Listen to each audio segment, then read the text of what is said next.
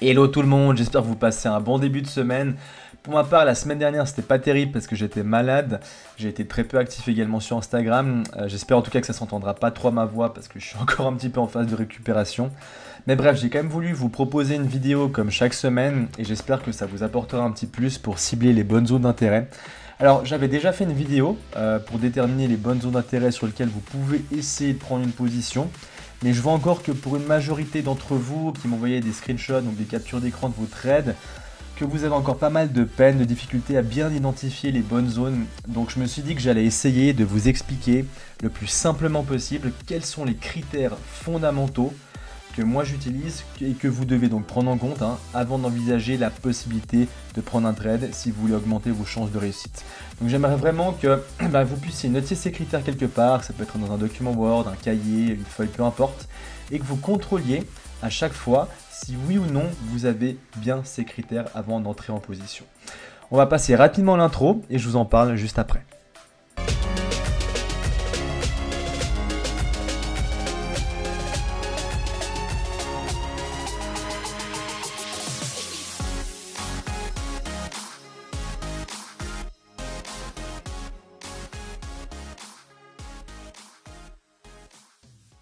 Voilà, on va pouvoir introduire cette vidéo alors avec ce premier schéma ici que je vous présente comme ceci. Donc imaginez ici donc ce que vous avez ici en bleu, d'accord, que c'est votre order flow en 15 minutes. Et nous, donc l'idée, comme vous l'avez compris dans la stratégie, c'est qu'évidemment on prend des entrées en 1 minute et donc nos zones d'intérêt, ça va être soit un order flow, donc une structure en 15 minutes avec des zones de demande ou de supply en 15 minutes, soit un order flow en 5 minutes, donc avec des zones de demande ou de supply en 5 minutes. Donc les deux sont évidemment faisables. Mais prenons comme exemple que voilà, ici, c'est simplement une zone en 15 minutes. Alors, ici, on voit qu'effectivement, on a un order flow qui est haussier en 15 minutes, d'accord? Et puis, ici, c'est en gros le mouvement que fait le prix suite à une cassure de la structure, donc en 15 minutes. On voit ici qu'en gros, le marché est en train de se consolider, d'accord? Et puis, en se consolidant comme ceci, ok? Il n'y a pas beaucoup de volume, d'accord? La plupart des bougies sont relativement efficientes, il y a peu donc d'imbalance, voire pas du tout, en gros, entre chacune de ces bougies-là. Ok, il y a vraiment peu de volume. Souvent, ça arrive des fois, enfin, dans la majorité des cas, d'accord, si vous tradez comme moi, par exemple, les paires EU ou GU, vous verrez que c'est souvent pendant la session effectivement asiatique où le volume diminue. Et souvent, la session asiatique sert souvent de liquidité avant d'enclencher le mouvement ensuite de la journée suivante qui se fera à partir de la journée, donc, de la session de Londres et de la session de New York. Donc, en gros, simplement, imaginons qu'ici, donc, vous avez de la liquidité donc, qui est créée. Et puis, quand vous avez ça, effectivement, la première chose que vous devez identifier, c'est quelle est ma zone de demande qui, potentiellement, d'accord, est responsable de la cassure de cette structure ici, d'accord? Donc, en gros, qui confirme bien que l'order flow continue ou est bullish, ou est haussier. Okay. Donc ici, on va identifier une première zone de demande. Mais pour que cette zone de demande, et c'est ça qui est important, ici j'ai mes point of interest, donc souvent parce que je mets ça en anglais, mais c'est PY, c'est donc la zone d'intérêt. Pour que cette zone devienne une zone d'intérêt, c'est pas suffisant, donc si vous aviez juste une cassure de la structure. Donc si on a une cassure de la structure, ça ne serait pas un critère suffisant pour se dire, ok, on va pouvoir potentiellement prendre une entrée ici. L'autre élément qui va être important, c'est qu'évidemment, comme je t'ai toujours expliqué, c'est qu'il faut qu'au moment où vous avez cette cassure de la structure, il va falloir identifier une ou des zones de demande qui ont créé quoi? Qui ont créé dans un premier temps de l'imbalance. Il va falloir qu'il y ait de l'imbalance. Si vous n'avez pas d'imbalance, au moment où vous avez effectivement ce mouvement-là, ça fait partie des critères fondamentaux. Donc s'il n'y en a pas, simplement vous n'entrez pas. C'est-à-dire que cette zone-là, cette zone ici, ne devient pas une zone, n'est pas une zone d'intérêt. Il faut impérativement qu'il y ait eu de l'imbalance qui ait été créé. Ça fait partie des critères fondamentaux, donc bien retenir imbalance. Mais c'est pas tout. En général, ce qu'il faut, c'est également que vous ayez du volume. Donc évidemment, généralement, quand il y a de l'imbalance, c'est là où justement il risque d'y avoir du volume. Donc il faut aussi que vous ayez effectivement, quand il y a ce mouvement-là, il faut qu'effectivement il y ait certaines bougies qui présentent un certain volume. Si vous avez que un mini volume, vraiment des bougies qui sont relativement petites, simplement d'accord, attention, parce que ça veut dire que la zone ici, ok, il y a en tout cas des chances, ça ne veut pas dire que ce sera forcément le cas, parce que je répète, le trading, c'est qu'une histoire de probabilité statistique, mais que cette zone-là, du coup, soit moins intéressante, donc devienne une zone qui a moins d'intérêt. Okay. Et dans le cadre de ces stratégies, ce qui est important, c'est quelles sont les zones qu'on peut sélectionner qui présentent des critères fondamentaux qui nous permettent effectivement de se dire, ok, cette zone-là, alors évidemment, elle n'aura jamais 100%, retenez bien, d'accord, peu importe la stratégie que vous utilisez, peu importe la stratégie que vous utilisez, peu importe les zones d'intérêt que cette stratégie va vous proposer, il n'y aura jamais, et retenez vraiment ça, parce que c'est ça aussi un peu le problème quand vous êtes débutant, c'est que vous pensez qu'une stratégie peut offrir, parce qu'elle propose des zones qui ont 100% de chances de tenir. Ça n'existe pas, donc retenez bien ça évidemment. Par contre, ça va augmenter statistiquement fortement les probabilités qu'une zone puisse effectivement tenir à partir de certains critères sélectionnés. Et donc là, les critères qu'on sélectionne, 1, c'est l'imbalance, 2, effectivement, c'est qu'il y ait du volume. Okay. Si vous avez des bougies avec du volume, vous pouvez vous attendre à ce que effectivement le prix vienne potentiellement revenir dans cette zone, combler l'imbalance, activer les ordres restants qui n'ont pas été activés ici, et ensuite entame ce mouvement, cette continuation haussière de l'order flow, de l'order flow ici, en 15 minutes.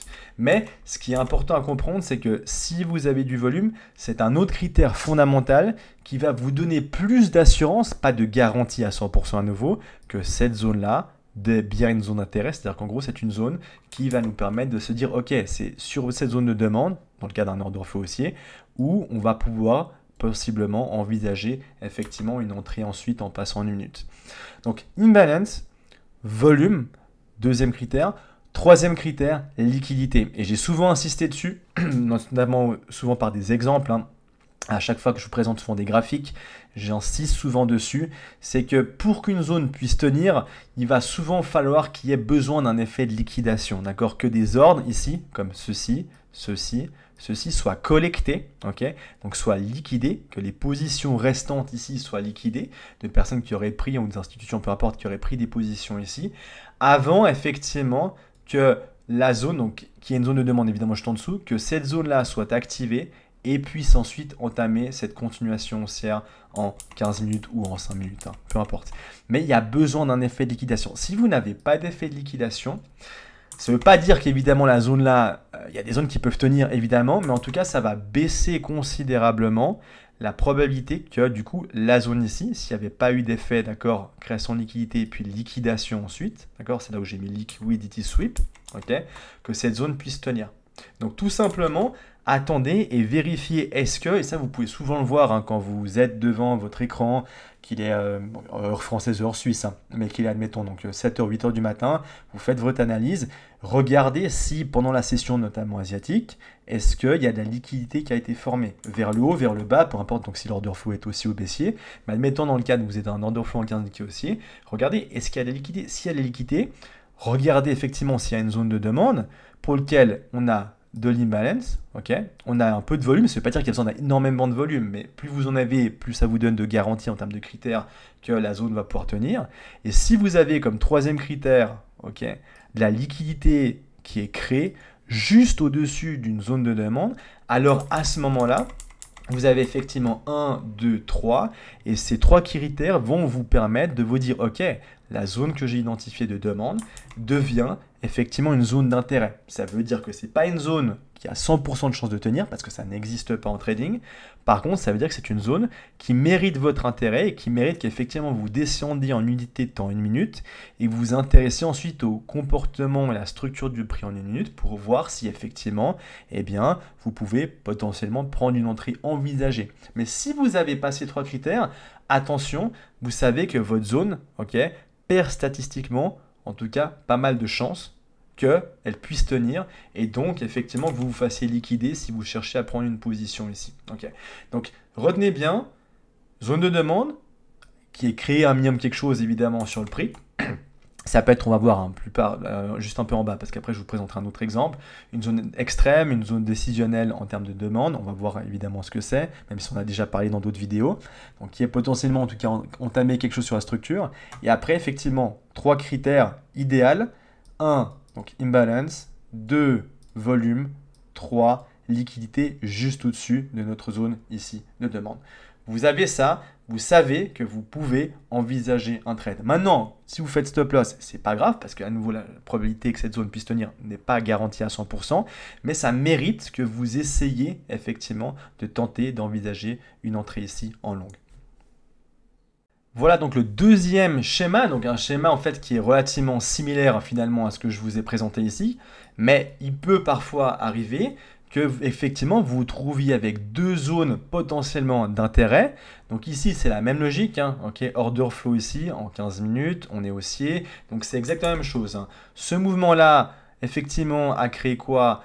A venu casser la structure, hein, on est venu casser la structure ici, et puis dans cette cassure de la structure ici, on a pu identifier, alors ça je vais faire ça comme ça, ok, deux zones, on va faire ça comme ça va être plus simple, voilà, tac, ça je vais juste l'amener ici comme ça, voilà, donc deux zones effectivement d'intérêt, donc c'est-à-dire qu'en gros, une première zone de demande qui est l'extrême du mouvement, qui n'est pas venue directement casser, hein, d'accord, qui n'est pas venue directement casser la structure ici en 15 minutes, donc, mais qui a créé de l'imbalance, okay, qui a eu du volume, mais par contre qui est l'extrême, hein, d'accord, en gros ça veut dire qui est le début, donc là il y a votre swing low, hein, qui est le début du mouvement haussier qui au final a cassé la structure, et puis une autre zone que vous avez identifiée, donc pardon, qui est celle-ci, qui est votre zone décisionnelle, et donc votre zone décisionnelle, pardon, je vais juste prendre ça comme ça, on va faire ça comme ça pour être plus précis, là, donc volume, c'est une deuxième zone qui a créé de l'imbalance et qui est venue effectivement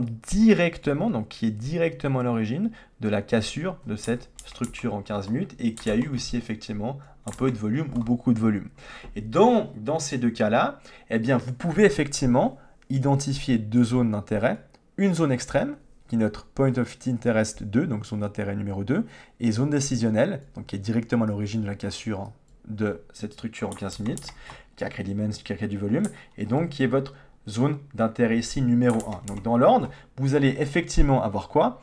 Donc même chose, création de liquidité, liquidité que le marché va venir collecter, et une fois que vous êtes dans cette situation, ben effectivement vous aurez une zone d'intérêt sur laquelle il va falloir voir comment le prix réagit en une minute, et puis essayer potentiellement de montrer, mais si effectivement cette zone ne tient pas, ne partez pas du principe qu'il va falloir shorter, mais identifiez s'il y avait une zone extrême, okay, avec évidemment ce premier critère d'imbalance, ce deuxième critère de volume, et si c'est le cas, bah, effectivement, envisagez potentiellement une deuxième possibilité de pouvoir attendre peut-être un change of character ici, et puis d'entrer ici en une minute et prendre une entrée en longue.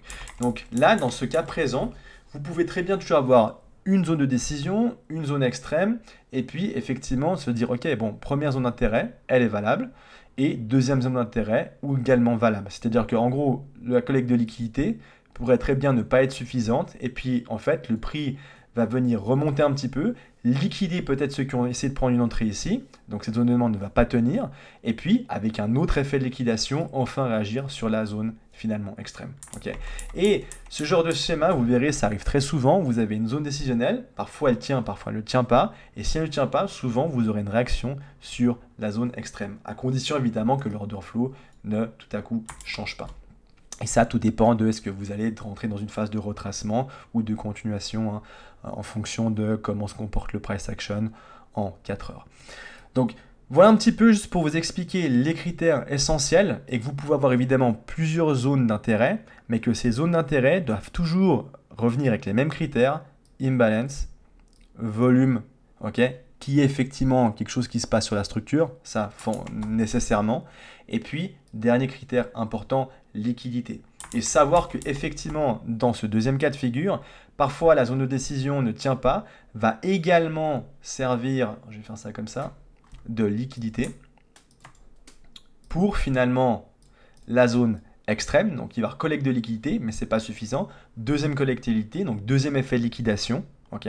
Et enfin, cette zone-là va tenir et ensuite l'order flow va pouvoir continuer dans ce sens-là. Ou du moins, vous aurez une réaction suffisante pour pouvoir prendre une entrée. Et parce que je le rappelle, hein, quand on est dans des entrées en une minute, et je vous l'ai déjà expliqué, même si vous, des fois, vous pouvez prendre une entrée contre l'order flow, c'est aussi possible, toujours avec les mêmes critères.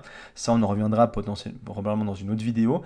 Mais Nous, ce qu'on cherche, c'est juste une réaction. Et en fonction de votre target, si vous ciblez en une minute du 1 sur 2, 1 sur 3, 1 sur 4, voire 1 sur 5, vous n'avez pas besoin souvent d'aller chercher le swing high en 15 minutes. Simplement, si vous avez juste un effet de réaction comme ça, en fonction de votre stop loss, comment vous êtes positionné, parfois c'est suffisant. Donc, du moment que vous avez la réaction que vous voulez, vous n'avez pas nécessairement besoin d'aller chercher le haut ici.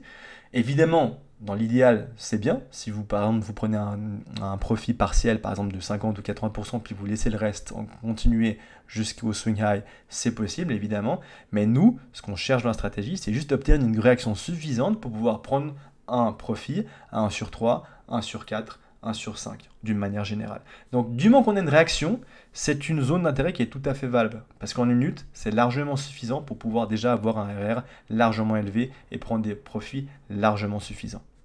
Et donc on se retrouve sur les graphiques. Donc l'idée c'est de vous présenter plusieurs exemples. J'en ai sélectionné un assez grand nombre. Le temps qu'effectivement vous puissiez bien comprendre et bien assimiler la matière dont on vient de parler et surtout bien identifier donc les critères fondamentaux pour pouvoir considérer une zone comme étant une zone d'intérêt. Ok, donc ce qui est marqué ici, donc un POI, Point of Interest en anglais, zone d'intérêt. Donc simplement, ce que j'ai fait ici, donc simplement, je vous le dis, hein, donc ici j'ai sélectionné, alors je vais peut-être juste aller en 4 heures juste rapidement. Voilà, en gros, on est dans une tendance qui est baissière, d'accord, fortement baissière en 4 heures, avec des zones de continuation et des zones de retracement en 15 minutes, enfin des phases pardon, de retracement en 15 minutes. Et dans tout ce mouvement-là, simplement, je vais vous sélectionner, certaines zones justement d'intérêt. Et comment donc est-ce que je les ai identifiées à partir des critères dont on a parlé. Donc simplement ici, on est effectivement dans un order flow en 15 minutes qui est baissier, qui vient casser de la structure au fur et à mesure, comme ceci. Okay, donc à partir de cet order flow qui est baissier, là où on va plus facilement s'intéresser, c'est identifier des zones de supply, mais des zones de supply qui soient des zones d'intérêt à partir justement des 3 critères fondamentaux qu'on a besoin d'avoir avant de pouvoir considérer cette zone comme potentiellement intéressante pour pouvoir prendre une entrée. Donc là, par exemple, on a une zone qui fait quoi? Donc il y avait la dernière zone de demande qui était ici. On voit que cette zone de demande, elle est fortement brisée. Non seulement elle casse effectivement ce dernier swing low ici, mais également, si je viens ici rapidement, on voit que on avait une zone également, une ancienne zone de demande en 15 minutes, même si l'order flow il a déjà switch, hein, donc ici baissier en 15 minutes, mais effectivement on voit que cette zone-là a eu une légère réaction, prise de liquidité, mais qu'ensuite cette zone de demande, hein, okay, qui avait pourtant quand même un certain volume et initié ce mouvement-là, elle ne tient pas et elle est fortement d'accord, elle se fait fortement briser avec une pression de vente qui est assez importante. Donc là, on sait qu'effectivement, les vendeurs sont en contrôle, okay, et on le voit assez facilement à partir des critères qui nous intéressent, c'est-à-dire qu'en gros, on a une zone qui présente de l'imbalance. L'imbalance, donc on le voit assez facilement, c'est effectivement ce gap, hein, ce vide entre notre bougie numéro 1 et notre bougie numéro 3. Et donc en fait, au niveau de la bougie numéro 2, on a effectivement tout ce gros vide, donc ce déséquilibre, okay, au moment où des ordres ont été placés, entre achat et vente. Donc tout ça, c'est un gros déséquilibre que le prix va très certainement devoir combler à un moment donné un autre. Donc ça, première chose, on sait qu'on a effectivement de l'imbalance. Donc ça, je peux mettre ça comme ça. Après, je ne le mettrai pas tout le temps, mais juste pour que ce soit clair, hein, au niveau de l'explication. IMB, critère numéro 1, rempli. Ensuite, qu'est-ce qu'on a aussi? On voit effectivement qu'on a du volume. Okay, ça, c'est des bougies. Okay, 1, 2. Okay, on vient briser ces structures. Pas respecter également cette zone ici de demande. On le fait avec du volume. Donc, on a un deuxième critère qu'on peut cocher. Un critère fondamental, c'est également celui du volume. Comme ceci. Maintenant, il nous manque un troisième critère. Okay, le troisième critère, on le connaît, c'est effectivement la liquidité. Okay, donc, est-ce que... je vais juste mettre ça comme ça, après je le placerai correctement. Liquidité. Est-ce qu'on a ce troisième critère essentiel pour pouvoir se dire, ok, on a une zone potentiellement de supply qui est intéressante. Et en fait, quand on voit ce mouvement-là, donc on voit qu'effectivement on vient, on remonte, on casse la structure, on revient, on remonte, on recasse donc cette structure-là parce qu'on prend ce swing low-là, on remonte ici. Okay. Donc à partir de là, effectivement, alors évidemment, mais si ce n'est pas une zone d'intérêt, vous voyez, j'ai pas mis POI, hein, donc ça, ce n'est pas une zone d'intérêt, mais on sait que c'est la dernière zone de supply, okay, qui a fait que le prix n'est pas remonté, venir toucher cette zone de supply ici, donc notre zone d'intérêt, mais effectivement le prix est revenu et a pris ce swing low là, ok, en 15 minutes. Et effectivement, est-ce que cette zone-là est une véritable zone d'intérêt? Non. Pourquoi? Parce qu'elle ne correspond pas aux critères qui nous intéressent. En termes de volume, oui, on pourrait se dire, ok, on en a quand même un peu, hein, parce qu'effectivement, avec cette bougie-là, hein, on a quand même 3 bougies baissières avec quand même un certain volume quand on compare ces bougies-là avec celles-ci qui sont beaucoup plus petites, d'accord, ou celles-ci. Donc on a quand même effectivement le critère volume qui est présent. Maintenant, est-ce qu'on a le critère imbalance qui est présent? Ok, non. La capture vidéo s'est arrêtée, donc je disais qu'en gros, il n'y a pas d'espace, donc en gros, entre notre zone de supply qu'on a identifiée, ok, et ici la mèche, en fait la mèche vient parfaitement, d'accord, entre ici en fait et au moment où la bougie a clôturé ici, on est revenu tout de suite combler l'espace, d'accord, donc on est venu rétablir, si vous voulez, l'équilibre, enfin le déséquilibre, pardon, qu'il y avait au moment où il y a eu cette forte pression effectivement de vente avec du volume. Donc du coup, on n'a pas le critère imbalance, donc du coup, vu qu'on sait qu'on n'a pas le critère imbalance, ça n'est pas une zone d'intérêt pour nous, ok, et simplement ça veut dire quoi? Ça veut dire que cette zone-là va potentiellement, par contre, pourrait être intéressante dans le sens où, pas par rapport au fait qu'on veut trader cette zone, mais par contre, du coup, pourrait servir de liquidité pour notre zone au-dessus. Et donc, du moment que cette zone-là peut servir de liquidité, donc on a effectivement quoi? On a cette création de liquidité qui est notre facteur, notre critère numéro 3, qui va être important. C'est-à-dire qu'en gros, ici, on a, comme j'ai expliqué, de l'imbalance, 1. On a le volume qui est arrivé, 2. Et maintenant, on a de la liquidité. C'est-à-dire que cette zone-là, en tant que liquidité, pour quelle zone? Pour la zone qui est juste au-dessus, qui nous intéresse. Donc là, effectivement, on a bien les 3 critères fondamentaux, je répète, hein, parce qu'après, il y a évidemment plus de critères que ça. Mais là, vraiment, c'est juste pour que vous puissiez comprendre comment est-ce que vous devez cibler votre zone d'intérêt, que ce soit en 15 minutes, en 5 minutes. Et même pour ceux qui souhaiteraient le faire éventuellement en 4 heures, etc., c'est exactement la même logique. Mais en gros, voilà, on a nos 3 critères qui sont cochés, d'où le fait que maintenant, voilà, c'est cette zone-là qui est notre zone d'intérêt. Maintenant, effectivement, alors là, je ne vais pas descendre en une minute parce que ce n'est pas le but de cette première partie de vidéo, mais simplement de savoir qu'effectivement, le prix est venu créer ce sweep de liquidité, donc on est venu collecter liquidité, on a mitigé notre zone d'intérêt, et ensuite, on est venu continuer donc l'order flow qui est effectivement en 15 minutes, hein, on le voit, ok, baissier, comme ceci. Donc, première chose, retenez bien, on le voit parfaitement ici, imbalance, on l'a, on coche. Volume, on l'a, on coche. Liquidité, on l'a grâce à cette zone-là, ok, qui va servir du coup de liquidité. Pourquoi? Pour la zone juste au-dessus, qui est finalement notre zone d'intérêt. Donc ça, c'était le premier exemple. Deuxième exemple ici, très intéressant, avec donc la paire Livre Sterling face au dollar américain, donc avec GU. Alors simplement ici, il faut savoir qu'au niveau de l'order flow, donc comment ça se passe. Donc on était effectivement dans une phase où l'order flow était baissier. Ça c'est la dernière zone, hein. Okay, ce que j'ai mis ici en gris, c'est la dernière zone de supply. Le prix n'arrive pas à passer au-dessus, hein, d'accord, de cette zone de supply, mais redescend plus bas et enfin est capable de passer cette zone-là. Donc à partir de là, effectivement, on sait qu'on a notre flip qui intervient à ce niveau-là. Et puis, dans cette phase, alors évidemment, on voit que l'ordre flow il repasse haussier parce qu'on vient là, comme ça, on remonte, hein, puis après on recasse la structure ici. Donc effectivement, on sait qu'on a un order flow haussier. Et ce qui va plus potentiellement nous intéresser en termes de zone d'intérêt, c'est effectivement des zones de demande. Maintenant, vous voyez ici, j'ai fait quoi? Alors effectivement, première zone d'intérêt automatiquement qu'on peut voir et qui est facilement identifiable, c'est notre extrême en fait, hein, notre zone de demande extrême qui est donc juste ici. Pourquoi? Parce qu'elle a effectivement les critères qui nous intéressent, c'est-à-dire que en gros, c'est l'origine de ce mouvement où on est venu effectivement créer ce flip. Premier élément, hein, intéressant. Mais effectivement, en termes de critères, on a quoi? On a l'imbalance. Vous voyez ici, hein, il y a du vide entre la bougie numéro 1 et la bougie numéro 3. Donc l'imbalance, il est là. Le volume, je pense qu'il est clair. Hein, on le voit parfaitement que cette bougie, hein, c'est effectivement un mouvement qui a du volume. Donc il y a effectivement beaucoup d'ordres d'achat qui se sont insérés. OK. Et effectivement, troisième critère, on va le voir, c'est qu'effectivement, il y a... Donc si je fais comme ça comme mouvement, donc il y a effectivement ce mouvement-là qui s'est effectivement créé. Et quand vous avez ça, bah effectivement j'ai identifié quoi? Ma liquidité. Et effectivement, il y a de la liquidité juste en dessous de cette zone ici. Et puis ici, alors je vais vous expliquer évidemment pourquoi est-ce que j'ai mis cette deuxième zone ici en bleu. Vous voyez que je n'ai pas mis POI, d'accord? Donc ça c'est ma zone en 15 minutes. Pourquoi est-ce que j'ai pas mis POI?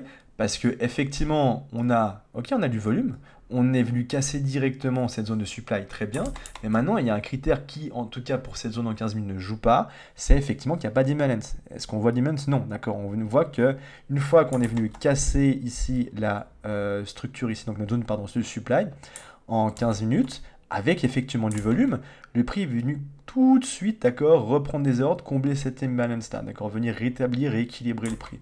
Donc vu qu'on a effectivement ce critère-là qui est présent, on ne peut pas, d'accord, considérer cette zone en 15 minutes comme étant effectivement une zone d'intérêt. Donc à partir de là, simplement, ce qui peut être intéressant par contre, et ça c'est quelque chose que je vous encourage à faire, c'est qu'effectivement quand vous voyez ce genre de mouvement, en 15 minutes on peut rien identifier, mais comme on l'a expliqué, le higher time frame c'est pas seulement du 15 minutes, mais ça peut être aussi une zone en 5 minutes. Donc l'idée c'est de voir si effectivement par ce mouvement là, est-ce qu'en 5 minutes, donc là je vais descendre en 5 minutes, hein, est-ce qu'on peut observer effectivement un changement en 5 minutes qui nous permette de voir que effectivement attendez, je ne suis pas au bon endroit. Voilà, j'y arrive. Donc juste ici, on a effectivement en 5 minutes une zone d'intérêt dans le sens où on a effectivement nos critères à l'intérieur de cette zone en 15 minutes qui malheureusement n'est pas effectivement une zone d'intérêt. Et là, effectivement, on voit donc ici en 5 minutes que j'ai effectivement, si je raffine, hein, encore, j'ai bien ici une zone de demande. Donc maintenant, je vais juste supprimer ma zone en 15 puisqu'elle n'est pas intéressante pour nous. Mais par contre, sur ma zone en 5, ok, donc ça c'est ma zone en 5 minutes. Hop, voilà. On a effectivement quoi? On voit qu'on peut identifier une zone en 5 minutes qui est directement responsable effectivement, du flip, hein, d'accord, de la zone de supply ici. Donc où l'order flow il est repassé du coup haussier. Et qui a quoi? Qui a quand même de l'imbalance, parce que l'imbalance vous pouvez l'identifier, hein, je vais zoomer encore un petit peu, voilà. Je vais juste faire ça pour que ce soit parfaitement clair, hein, je le fais. Voilà. Qui a quand même de l'imbalance, qui n'a pas un gros imbalance, mais qui en a quand même. Ok. Donc deuxième critère fondamental présent et qui a effectivement du volume. Donc ici, pardon, comme deuxième critère, donc ici, on a effectivement ce mouvement avec du volume. Donc, deuxième critère est rempli, imbalance, donc premier critère, volume, deuxième critère rempli. Et est-ce qu'on a de la liquidité juste au-dessus de cette zone de demande? Oui, on en a. Okay.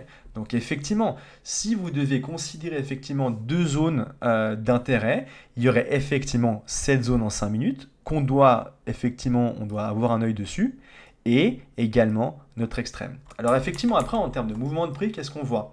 Effectivement, alors ici c'était 14h30. 14h30, effectivement, il y a un effet news. Alors l'effet news a fait que effectivement cette première zone d'intérêt n'a pas été respectée. Et ensuite, d'accord, donc finalement, donc le prix il est venu faire quoi? Il est venu collecter, hein, suite à effectivement cet effet d'annonce, prendre les liquidités ici, pas respecter notre première zone de demande, qui a finalement servi également de liquidité, et est venu finalement prendre la deuxième zone d'intérêt, okay, qui était finalement notre extrême. Okay, avant, effectivement, de continuer l'order flow qui était aussi. Okay. Mais là, effectivement, vous aviez quand même deux zones d'intérêt sur lesquelles vous pouviez vous attendre à avoir une réaction du prix. Donc là, simplement, parfois, quand vous avez une zone ici en 15, mais que vous voyez qu'il y a du volume, je ne sais pas que je me plante, voilà, hop, comme ça. Donc là, je suis repassé en 15 minutes. Vérifiez, parce que là, effectivement, il n'y avait pas d'imbalance. Vérifiez, par contre, quand même, si en 5 minutes, il y a une zone que vous pouvez identifier. Et là, c'était effectivement le cas. Là, effectivement, comme je l'explique, il y a eu un effet news, donc cette zone-là n'a clairement pas été tout de suite respectée. Mais peut-être s'il n'y avait pas eu d'effet news, cette zone aurait pu peut-être, hein, je dis bien, avec les liquidités qu'il y avait tout dessus, être respectée. Ensuite, on aurait un change of character en 1 minute, et puis peut-être le prix aurait fait comme ceci. Ça arrive également très souvent, sauf que dans le cas présent, ça n'a pas été le cas. Mais pour vous expliquer qu'il y a effectivement deux zones d'intérêt valables. Pourquoi? Parce qu'elles cochaient effectivement nos trois critères. Imbalance, volume et puis liquidité, comme on le voit donc juste ici, comme ceci. Encore un exemple donc, qui est dans la continuité, hein. Là c'est simplement la continuité de l'order flow donc, par rapport au deuxième exemple, hein. Donc je suis toujours sur la livre sterling, donc la paire livre sterling face au dollar américain. Et ici c'est dans la continuité et j'aimerais juste vous montrer que évidemment dans le cas présent, effectivement on est venu respecter l'order flow, donc après avoir collecté donc, toutes ces liquidités, on est venu continuer l'order flow haussier, d'accord, en 15 minutes, mais que parfois c'est pas nécessaire. Vous n'avez pas besoin de ça, parce qu'il se peut que des fois l'order flow re-switch baissier, mais dans le cas présent. Mais par contre, est-ce que vous avez forcément besoin que le prix aille et vienne ensuite répondre et vienne de reprendre le haut? Non, pas nécessairement. Pour avoir un R qui soit tout à fait respectable de 1 sur 3, 1 sur 4, encore mieux 1 sur 5. Et ici, c'est typiquement le cas. D'accord? Vous êtes dans le cas présent, vous avez quoi? Même chose, on vient casser la structure à nouveau, hein, d'accord? Okay, on a du continu order flow aussi, hein, d'accord, suite à la prise de liquidité. Donc, prise de liquidité, donc liquidity sweep, on touche notre zone d'intérêt, on remonte et on revient casser la structure. On est venu casser la structure à partir de quoi? Alors, effectivement, on avait une première zone de demande, mais le prix n'est jamais revenu, hein, d'accord? C'est notre première zone de demande ici, notre extrême. Donc, ici. Mais là, je ne l'ai pas identifié volontairement, mais juste pour vous le préciser, hein, identifiez toujours vos différentes zones. Zone extrême qui est intéressante, pourquoi? Parce que effectivement, on a du volume qui est arrivé, hein, on a effectivement cette grosse bougie avec du volume, on a l'imbalance, et puis effectivement, on a de la liquidité. La liquidité, on la trouve où? Donc juste avant, peut-être juste avant de vous parler de liquidité, hein, donc on a effectivement notre deuxième zone d'intérêt qui est celle-ci. Celle-ci qui a effectivement un grand intérêt pour nous parce qu'elle est directement à l'origine de la cassure de la structure. Et elle présente quoi? Elle présente de l'imbalance également, ok? Et on voit que effectivement ces bougies-là, hein, ont du volume. Donc on a nos deux critères présents ici, on a nos deux critères fondamentaux présents ici, et dernier critère important, c'est qu'il nous faut la liquidité. Et là, effectivement, on voit, et dans toute cette phase, on voit un accord heure française ou suisse, que session New York c'est terminé, et là, on a la session asiatique. Et la session asiatique, effectivement, souvent sert à créer de la liquidité, hein, donc c'est une phase où vraiment il y a peu de volume, et puis, effectivement, à ce genre de mouvement-là. Et là, par ce mouvement-là, on voit que le prix fait quoi? Simplement, il vient prendre ses liquidités présentes, mais c'en est quand même, et vient réagir, d'accord? Donc ça, c'est notre troisième critère qu'il nous fallait. C'est pas la meilleure forme de liquidité, mais c'est quand même suffisant. Alors des fois, il y aura des formes de liquidité qui sont beaucoup plus intéressantes, où vous voyez vraiment cette forme avec le double top, ou du double bottom, ou triple bottom dans le cas présent. Mais parfois, effectivement, ça peut être, les liquidités peuvent prendre plusieurs formes, hein. Ça peut être également simplement une trendline. Parfois, vous identifiez une trendline facilement identifiable. Parfois, ça peut être aussi simplement un swing, hein, swing low, qui peut servir de liquidité. Donc, évidemment, il y a plusieurs formes de liquidité. Et si vous n'êtes pas au clair, je vous invite à vous regarder la vidéo sur les liquidités que j'ai faite. Mais là, vous êtes dans le cas présent, vous avez effectivement le facteur, troisième important critère, liquidité. On vient collecter liquidité. Et suite à cette collecte de liquidité, simplement, le prix vient apporter une réaction. D'accord? Alors là, effectivement, vous allez me dire, mais c'est pas la réaction forcément attendue. En plus de ça, effectivement, on voit que le prix revient et puis finalement, cette fois-ci, casse la structure puisqu'il ne respecte pas cette demande-là. Ok? Mais est-ce que en tant que donc vous tradez finalement des sessions, d'accord? Et vous faites en gros des entrées en minutes. Donc en gros, vous faites ce qu'on appelle du scalping. Mais pour le scalping, vous n'avez pas besoin nécessairement d'aller chercher votre dernier swing high ici en 15 minutes. Ce qu'il vous faut, c'est une réaction suffisante pour que au moment où vous prenez une entrée en minute, qui soit la plus précise possible, vous soyez effectivement capable de pouvoir prendre, si on mange un stop loss à 3 pips, 3 pips comme ceci, voilà, que vous ayez suffisamment d'accord de RR pour pouvoir avoir typiquement 1 sur 3 comme vous voyez ici, 1 sur 4 comme vous voyez donc ici, voire même, on peut le voir ici, on a même du 1 sur 5. Donc est-ce que c'est nécessaire que le prix aille aussi haut? Pas nécessairement, d'accord? Du moment que ça atteint votre RR de 1 sur 3, 1 sur 4, 1 sur 5, puisque je répète, l'idée c'est pas de chercher des targets, des RR de 1 sur 10, 1 sur 15, 1 sur 20, 1 sur 25, 30, peu importe. Parce que ce genre de setup arrive que très rarement, que évidemment si vous faites ça, vous verrez que c'est pas ce qui va vous rendre rentable sur le long terme. L'idée c'est de ramener souvent, très souvent de l'argent, d'accord? Donc c'est de cash out, d'utiliser des profits, souvent partiels, et évidemment avoir des targets pas trop non plus éloignés pour encaisser un maximum d'argent quand le marché vous offre la possibilité d'en faire. Donc simplement, vous voyez, ici, ce qu'on a juste besoin, c'est une réaction. Et donc cette zone-là, effectivement, c'est bien une zone d'intérêt. Parce que nous, ce qu'on souhaite juste, c'est que cette zone-là soit respectée, d'accord, ne vienne pas casser comme ça, et qu'à partir du respect de cette zone-là, on puisse prendre une entrée en minute qui nous offre juste la réaction nécessaire pour pouvoir avoir une target qui soit, je répète, de 1 sur 3, 1 sur 4, 1 sur 5. Donc, est-ce que cette zone est, oui, valable? Bien sûr que oui, parce que nous, on cherche juste à créer des réactions qui soient suffisantes. Si maintenant le prix avait fait comme ça, était monté jusqu'ici, évidemment avec un R de 14. Est-ce que vous auriez attendu de pouvoir TP avant un R de 14? Mais bien évidemment que non, d'accord? Et je répète évidemment ceux qui sont débutants, vous n'êtes pas là pour faire du gambling, d'accord? C'est pas, vous n'êtes pas là en mode voilà, casino, je parie, je tente tout sur un trade.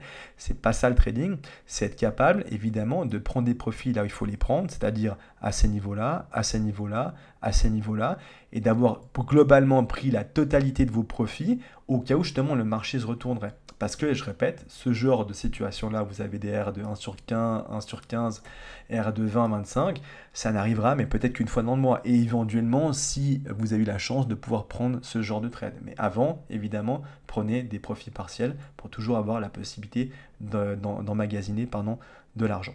Donc, vous voyez, simplement, c'était le même exemple, mais pour vous montrer qu'il n'y a pas besoin d'avoir, comme ici, dans le cas présent, d'avoir ce genre de réaction-là.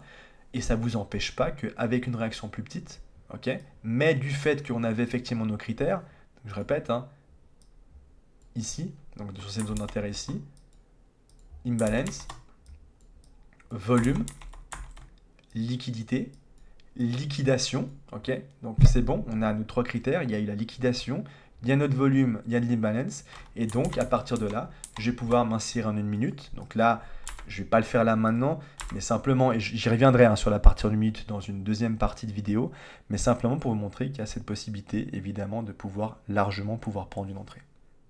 Ici, dans cet exemple, vous allez voir, il est différent des précédents. Je pense que vous vous en rendrez peut-être déjà rapidement compte. Mais c'est pour ça que je me suis dit que ça pouvait être intéressant de vous partager. Donc simplement en termes de structure, hein, rapidement, juste pour être trop clair sur la structure et l'order flow. En fait, ici, on est dans un order flow qui repasse haussier. D'accord? Il repasse haussier, pourquoi? Parce qu'en fait, on était dans un order flow qui précédemment était baissier. Ça, c'était notre dernière zone de supply. Et puis, effectivement, on voit que le prix vient mitiguer d'un petit peu cette zone de supply, puis enfin est capable de flip cette zone, et donc de créer ce change of character, puis revient dans cette zone de demande en 15 minutes avant de venir continuer l'order flow qui effectivement est confirmé comme étant haussier. Donc ça, je pense que c'est assez clair, c'est pas très compliqué à comprendre. Maintenant, la question, c'est de savoir pourquoi est-ce que j'ai identifié cette zone ici en 15 minutes comme étant notre PY, donc notre zone d'intérêt en 15 minutes, puisque vous voyez que effectivement, alors, est-ce qu'on a de l'imbalance? Oui, on a de l'imbalance. Hein. Donc, si je prends cet order block ici, donc entre ma bougie numéro 1, bougie numéro 3, où effectivement on a le flip qui est créé, on a effectivement donc, tout cet espace qui montre qu'on a bien donc, un déséquilibre entre achat et vente. Donc, on a bien de l'imbalance. On a du volume, on le voit, d'accord. Donc, pas avec cette bougie-là, mais avec la deuxième et puis la troisième, on a quand même du volume qui arrive, effectivement, qui entre sur le marché, qui crée effectivement tout ce chemin haussier là, d'accord. Donc ça, c'est le deuxième élément. Donc on a bien de l'imbalance, on a bien du volume présent. Maintenant, est-ce que ici, en 15 minutes, on voit qu'il y a un effet de liquidation? Est-ce qu'il y a des liquidités juste avant, d'accord? Est-ce qu'on a effectivement ça, par exemple ce genre de mouvement-là, et puis ensuite on revient? Bah, ici, on voit qu'on n'a pas ça, d'accord? On a simplement un mouvement qui fait comme ça, et puis qui redescend dessus. Donc, quand on voit ça en 15 minutes, bah on se dit, mais pourquoi est-ce qu'il a mis finalement cette zone-là comme étant une zone d'intérêt en 15 minutes? Ben, simplement, parfois, ce qui est intéressant de voir, et comme je vous ai expliqué, c'est de non seulement utiliser votre unité de temps 15 minutes, mais parfois, c'est aussi quand même de vérifier ce qui se passe en 5 minutes, parce que le 5 minutes reste quand même un higher time frame.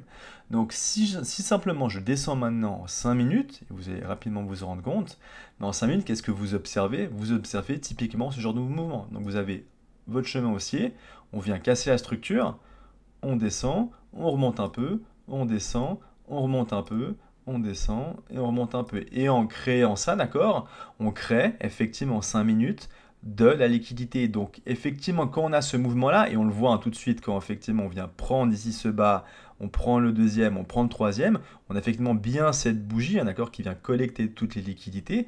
Donc on a bien un effet ici, et on le voit, hein, c'est très clair, un effet de liquidation. Et l'effet de liquidation, il est pourquoi? Il est effectivement pour cette zone ici en 15 minutes qu'on aura effectivement relevé.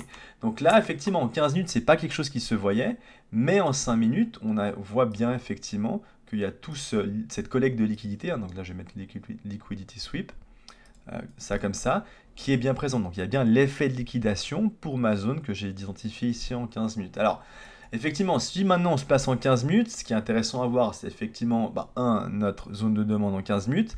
Par contre, quand vous vous mettez en 5 minutes, parfois, et vous l'avez vu dans un exemple précédent, c'est toujours aussi bien d'identifier est-ce qu'il y a aussi une zone d'intérêt potentiellement 5 minutes. Et là, effectivement, on aurait aussi cette demande-là en 5 minutes cette fois-ci, qui serait effectivement une zone d'intérêt pour nous. Okay, et sur lequel le prix pourrait potentiellement nous offrir la réaction voulue. Donc si effectivement vous êtes dans le cas de figure présent et que vous avez ça, simplement vous descendez sur d'une minute, vous regardez votre première zone d'intérêt, est-ce qu'elle va créer quelque chose, est-ce qu'il va y avoir effectivement un change of character, ce genre de choses là. Mais là on voit que le prix ne crée pas de change of character, ça c'est votre dernière zone de supply ici en une minute, assez facilement identifiable. Le prix vient faire quoi? Il vient mitigater cette dernière zone de supply ici en une minute. Ok, je pense que c'est assez clair, on le voit assez bien. Et une fois qu'il a fait ça, ok, il vient quoi? Il vient pas créer le change of character, donc on ne monte pas au-dessus, il n'y a pas de flip, il n'y a rien. On vient directement mitigated notre deuxième zone d'intérêt, d'accord, qui est cette fois-ci notre zone en 15 minutes. Mais cette zone-là aurait pu apporter une réaction qui aurait pu être favorable et effectivement créer aussi un mouvement haussier, donc une continuation de l'order flow dans ce sens-là. Donc c'est toujours bien effectivement d'identifier, oui, des zones en 15 minutes, mais aussi de passer en unité de temps 5 minutes, parce que l'unité de temps 5 minutes vous permet de voir typiquement qu'il y a effectivement bien de la liquidité qui est formée en 5 minutes, qui reste un higher time frame, je le répète, et également de voir s'il n'y a pas aussi une zone d'intérêt en 5 minutes, à partir de laquelle le prix pourrait effectivement obtenir une réaction. Dans ce cas présent, ça n'a pas été le cas, mais ça aurait très bien pu être le cas que le prix aurait fait ça, ok, aurait créé ici un change of character par exemple, et le prix serait reparti à l'hausse comme ça, sans pour autant mitiguer cette deuxième zone d'intérêt qui était la zone en 15 minutes. Okay, donc voilà, juste pour attirer votre attention, simplement l'effet de liquidation, observez aussi et passez en 5 minutes pour voir si potentiellement il y a quelque chose qui peut se produire aussi en 5 minutes. Et si effectivement, bien les critères aussi en 5 minutes, alors simplement, vous pouvez ensuite identifier bien votre zone d'intérêt avec les 3 critères. Donc il vous faut, qui je répète, c'est l'imbalance, du volume et la liquidité pour la liquidation, d'accord, pour qu'il y ait cet effet de liquidation. Juste ou ici dans le cas présent avec une demande, donc juste au-dessus d'une demande, donc qui sont nos zones d'intérêt. Voilà le tout dernier exemple. Alors j'ai pris un exemple actuel, c'est un exemple qui date de la semaine dernière, comme ça vous pouvez également le backtester plus facilement. C'est donc un exemple d'un trade que j'ai pris. J'ai pris cette entrée là vendredi, même j'étais malade, j'étais pas très en forme, mais j'ai quand même essayé de trader quand même vendredi. J'ai pris une entrée, vous allez voir, alors malheureusement je me suis fait tout juste stop loss, mais c'était une perte qui était tout à fait valable, donc pas de quoi en tout cas rougir ou quoi que ce soit. J'ai appliqué ma stratégie avec mes critères, simplement malheureusement le prix est venu légèrement me toucher et puis on le voit après est vraiment venu effectivement dans la direction du long que j'avais pris. Mais on va voir ça dans un instant parce que là je vais quand même vous montrer ce qui s'est passé en une minute. Mais donc ici, juste pour montrer l'exemple qui était vraiment très actuel, eh bien on voit facilement, ok, donc on voit qu'on est en order flow qui est haussier, on vient donc créer des hauts de plus en plus hauts, des bas de plus en plus hauts et ainsi de suite, avec effectivement des zones de demande qui ici ont été mitigées, des zones de demande ici, des zones de demande ici, et ainsi de suite. Et puis à un moment donné, effectivement, le prix donc, est venu faire quoi? Est venu avec un effet news, et en fait cette news est intervenue à partir de 16h, est venu finalement créer tout un effet de liquidation. D'accord? Donc en gros, toutes ces zones de demande où il y avait des ordres restants, ok, eh bien on voit par ce mouvement-là, ok, par le volume de ces bougies également, qu'on a bien eu cet effet de liquidation pour ma zone ici, qui pour moi était ma zone d'intérêt, d'accord, mon PY en 15 minutes. Cette zone-là, effectivement, elle avait bien les critères qu'on voulait par rapport aux critères fondamentaux qui sont importants à respecter quand vous choisissez votre bonne zone d'intérêt, donc qui est on le sait maintenant, imbalance, légère imbalance, pardon, mais qui est présent, ok, premier critère. Deuxième critère, juste un tout petit peu zoomé, ça sera un peu plus facilement clair. Volume, on a effectivement du volume avec ces bougies-là. Petit stop, mais ensuite on a à nouveau du volume qui vient bien intervenir et puis qui casse la structure. Donc le volume est présent également. Ok, donc on a l'imbalance, on a le volume. Et puis, dernière chose donc on voulait, qui était effectivement cet effet de liquidité, pour qu'on ait cet effet de liquidation. Donc simplement, on le voit, alors je vais faire ça comme ça, c'est plus simple. On vient, on monte, on redescend, on remonte ici, on redescend et on remonte, d'accord. Et en faisant ça, effectivement, d'accord, vous avez ici donc toutes ces liquidités, effectivement, à aller chercher. Et il y a ici bien, avec l'effet news, cette liquidation, d'accord, cet effet de liquidation qui est important, puisque ça correspond bien à notre troisième critère qui est fondamental, qui est nécessaire pour pouvoir effectivement dire que cette zone, du coup, devient, à nos yeux, bien une zone d'intérêt. Donc une zone qui va attirer notre attention, ok, et à partir de laquelle on va ensuite pouvoir déterminer, en descendant sur d'une minute, et voir si, effectivement, on peut bien avoir une deuxième confirmation que, eh bien, on va pouvoir prendre une entrée, désormais. Mais donc ça, c'est une zone, simplement, qui, grâce à ces trois critères-là, m'a permis, vendredi, de me dire, ok, maintenant, il y a eu Stephanius, très bien, prix, ok, avec beaucoup de pression de vente, mais potentiellement, il y a un long à jouer. Donc là, simplement, ce que j'ai fait, c'est que je suis descendu donc, sur d'une minute, hein, quand le prix il est venu déclencher mon alerte et venir toucher cette zone-là. Et puis simplement, après, on observe comment le prix, en gros, réagit en une minute. Alors simplement, ici, vous aviez quoi en termes de mouvement en une minute? Vous aviez effectivement en termes de price action, vous aviez ça. On est venu prendre le dernier bas ici en une minute. On revient, on remonte, on redescend.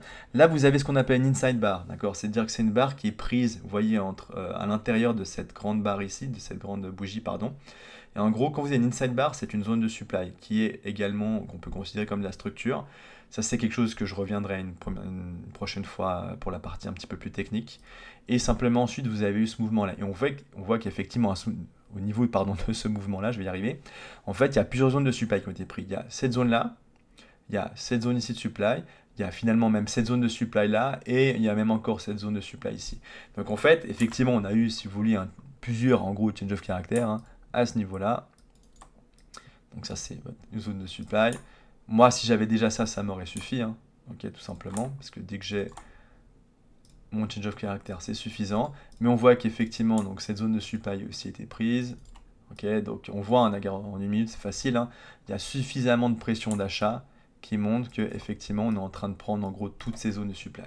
Alors effectivement, les bougies, c'est pas les bougies où il y a le plus forcément de volume. Au début, on a un peu, mais après, effectivement, il n'y a pas énormément de volume et puis il n'y a pas non plus beaucoup d'imbalance. Mais effectivement, ce qui m'a confirmé que je pouvais prendre l'entrée, c'est que, on a eu bien ce premier change of character, mais on a eu un deuxième, ici même un troisième, d'accord. Donc toutes ces zones de supply, finalement, elles sont prises, qui m'indiquent que le prix, effectivement, que les acheteurs en une minute ont repris le contrôle.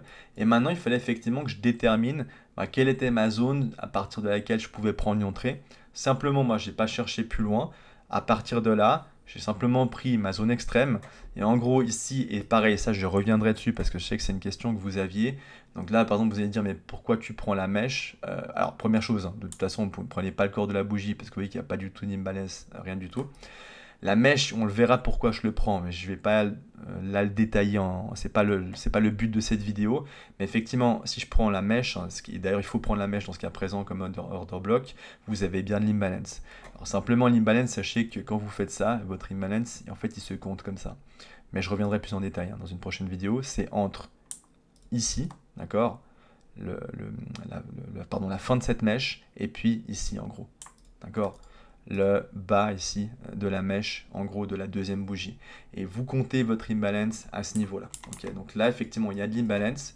Et simplement, à partir de là, je savais que je pouvais prendre une entrée. Alors, ce que j'ai fait simplement, j'ai pris mon entrée ici. Je me suis mis ici, en gros, où j'étais au 50% de ma zone. J'ai pris ici un stop loss de 3 pips. Okay, je n'ai pas pris plus, mais j'ai pris 3 pips simplement. Et puis, simplement, malheureusement, ça n'a pas été suffisant.